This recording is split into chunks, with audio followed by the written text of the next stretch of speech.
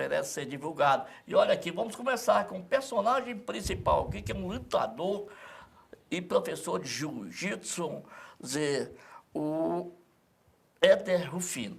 Aliás, eu estou sem entender qual é a sua participação no filme.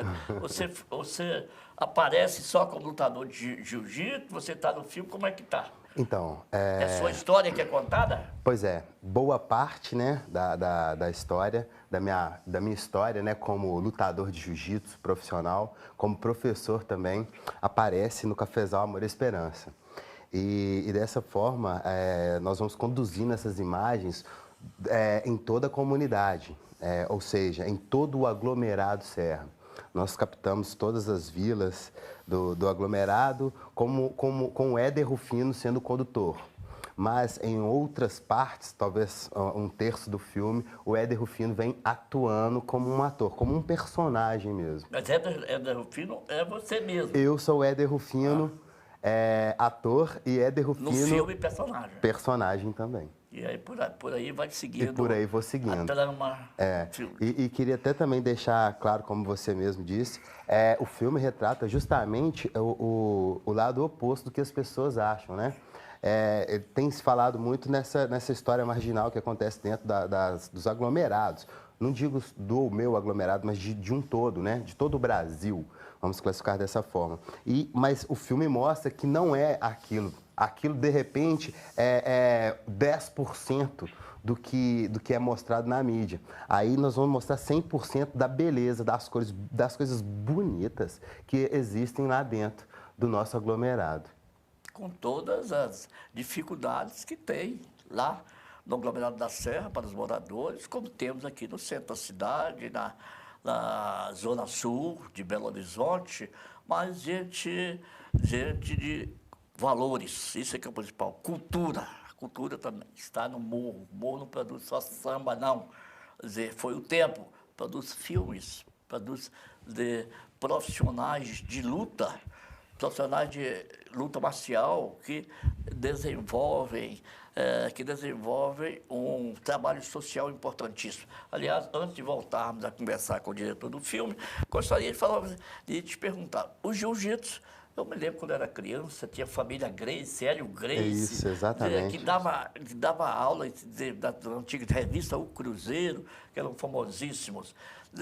Eram poucos, talvez, os praticantes de jiu-jitsu, talvez considerados muito marginais, como eram os capoeiristas, né? Lutadores de jiu-jitsu. Hoje, não. Hoje, você, através do jiu-jitsu, desenvolve um trabalho social. Eu queria que você me explicasse sobre isso. As lutas marciais, embora as que estão mais divulgadas hoje não são muito do meu agrado, que são aquele negócio do UFC, o próprio boxe, que é de uma violência incrível, né? Que choca até, a mim choca ver um lutador ser espancado, correndo risco, inclusive, de morte. Mas, afinal de contas, é esporte.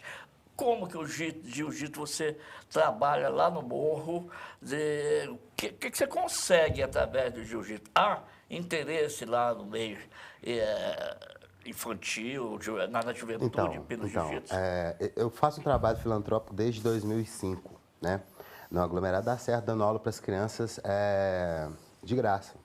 E nesse desenvolvimento, né, ao longo dos anos, também essa questão do UFC ajudou bastante no jiu-jitsu.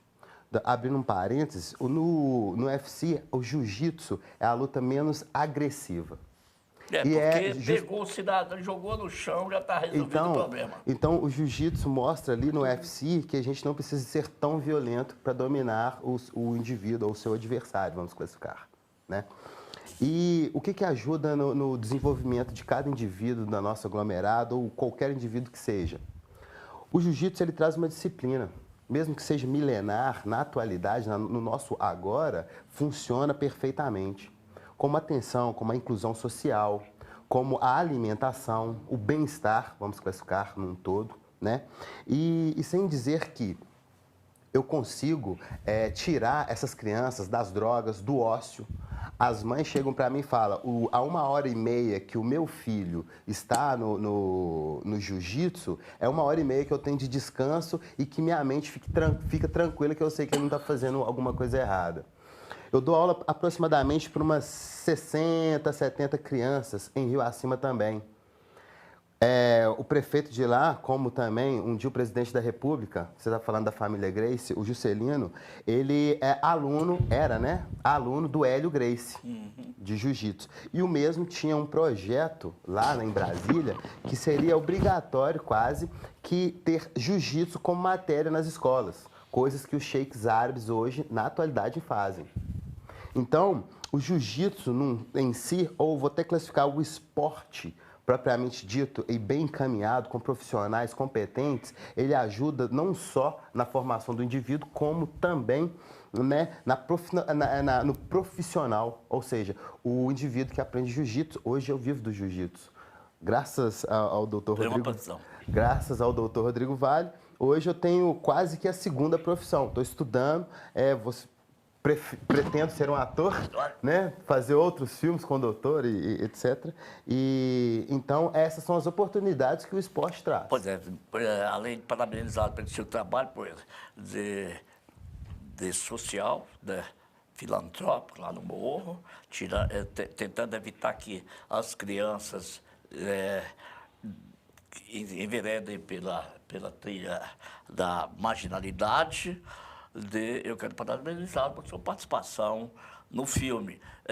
Lembrando aqui que eu nunca ouvi falar que alguém tivesse sido assaltado ou morto por um lutador de jiu-jitsu. Quer dizer, que é uma luta. Inclusive, do bem. Se chegar no YouTube, você vai ver lá, um lutador de jiu-jitsu mobilizou um assaltante dentro do ônibus.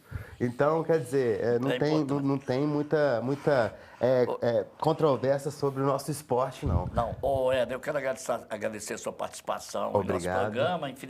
O nosso tempo é curto, eu ainda quero dar a oportunidade de conversar também com o fotógrafo do filme aqui presente e queremos exibir um pouco desse filme, né, que já foi lançado apenas no aglomerado do Morro e que vai ser exibido aqui pela TV comunitária em horário que nós divulgaremos. Fica só uma pequena amostra aqui, nós vamos ao intervalo e já voltaremos. A nossa comunidade, salve ao povo do gueto e salve a amizade, salve Terrinha, irmão. Salve. Rafael, o câmera também tá brigando? Você tá trabalhando, viu? Câmera pra mim aí,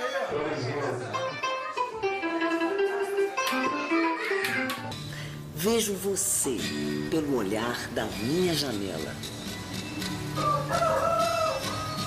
Cada ponto de luz, cada casa tatua na pele histórias de milhares de famílias, milhares de pessoas sem direitos, histórias tristes e alegres. Vejo em cada uma milhares de desejos, nossos sonhos, que a realidade insiste em engolir, esquecer, como corte fundo de navalha.